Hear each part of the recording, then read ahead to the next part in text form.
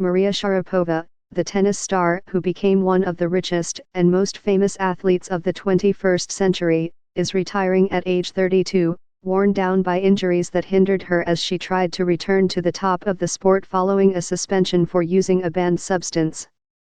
Sharapova, a tall and intense Russian who punctuated her flat ground strokes with piercing shrieks, won 5 Grand Slam singles titles, starting with Wimbledon at age 17 in 2004, when she beat the number 1 seed Serena Williams in a hard-hitting final. Yet Sharapova made an arguably more indelible mark off the court as the highest-earning women's athlete for 11 straight years, according to Forbes. With endorsements from companies like Nike and Evian, she reportedly earned close to $30 million in 2015 before her suspension in 2016 knocked her down the game's pecking order. She was punished for using meldonium, a drug developed for heart patients that is said to improve blood flow and help athletes recover faster. Sharapova said she had been taking it for 10 years because of a magnesium deficiency, dizziness, and a family history of diabetes. But she claimed to be unaware that the drug had recently been added to the World Anti-Doping Agency's list of banned substances. Her suspension was cut from 2 years to 15 months on appeal, with an arbitration panel declaring that under no circumstances should she be considered an intentional doper.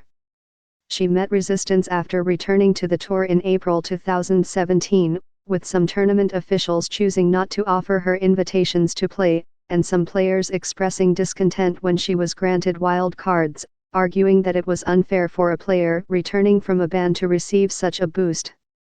Though Sharapova reached the semifinals of her comeback tournament in Germany, she struggled by her standards in her final 2 seasons, her lone win coming at a lower-level event in China in October 2017. At the Grand Slam tournaments, she made the 2018 French Open quarterfinal, then lost in the first round of her last 3 majors. Barring a change of heart, Sharapova's final tour-level match will have been a 6-3, 6-4 defeat to Donna Vekic at the Australian Open last month. She was set to announce her retirement on Wednesday. Maria is very smart, very savvy and very professional, probably the ultimate professional, Steve Simon, the chief executive of the Women's Tennis Association, said in a recent interview. She'll be remembered very well for what she brought to the game, and I think everybody thinks of her as the ultimate competitor. After her return, Sharapova experienced an increase in pain. She underwent a surgical procedure in February 2019 in her right shoulder to repair a fraying tendon and a small labrum tear. But she suffered more damage and further fraying after that surgery, and also struggled with intersection syndrome in both forearms, which would sometimes leave her unable to grip her racket.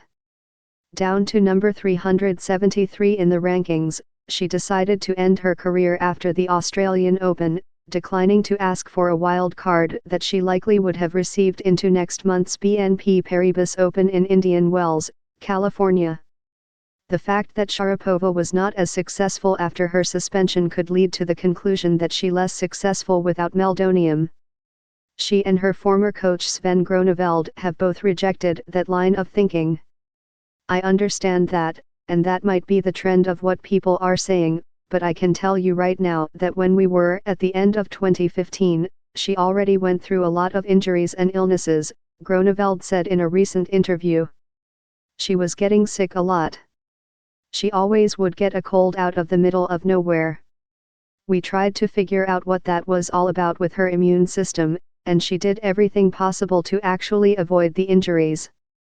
But in 2015 she was already getting the injuries, so listen, I know Maria and I trust her and I'll put my hand in the fire for her. Sharapova's start in tennis came at age 6, when she moved from Russia to Florida with her father Yuri, after Martina Navratilova had noticed Sharapova's potential at a Moscow clinic and recommended she train abroad. Sharapova, who was separated from her mother Yelena for more than 2 years because of United States visa restrictions, showed remarkable steel, drive and talent as she worked her way to the top. She won 5 Grand Slam singles titles in all, including the United States Open in 2006, the Australian Open in 2008, and the French Open in 2012 and 2014, despite clay being her least favored surface. "I feel like a cow on ice," she said memorably in 2007, demonstrating the sharp wit that was often impossible to detect on tour as she slammed no-nonsense ground strokes and avoided forming bonds with her peers to maintain a competitive edge. She won 36 tour singles titles in total, an Olympic silver medal in singles in 2012 and the Fed Cup title with Russia in 2008. She was ranked number 1 for the first time in August 2005 and spent 21 weeks in the top spot. Sharapova played like she practiced, at full volume and intensity, throwing herself into the challenge with evident relish despite some technical and physical shortcomings. Her forehand was once considered enough of a liability that she considered hitting it with her left hand instead of her right. She seldom liked playing at the net, and her foot speed could not compare to rivals like the Williams sisters, Justine Henin and Simona Halep. But she had a fluid, world-class two-handed backhand and a deep understanding of how to construct a baseline point. She also had one of the most fearsome serves in the game before her first shoulder surgery in 2008 for a torn rotator cuff. Above all, she had a point-to-point intensity similar to men's star Rafael Nadal. "The girl has no fear," Robert Lansdorp, one of her childhood coaches, said when Sharapova made her tour debut at age 14 Indiana Indian Wells in 2002. Many would echo Lansdorp's sentiments through the years, but there were obstacles she still could not overcome, including Serena Williams, who, after losing to Sharapova at Wimbledon and in the 2004 Tour Championships, never lost to her again, finishing with a 20-2 head-to-head record. It was Williams's era, no doubt, but Sharapova made herself heard loud and clear just the same.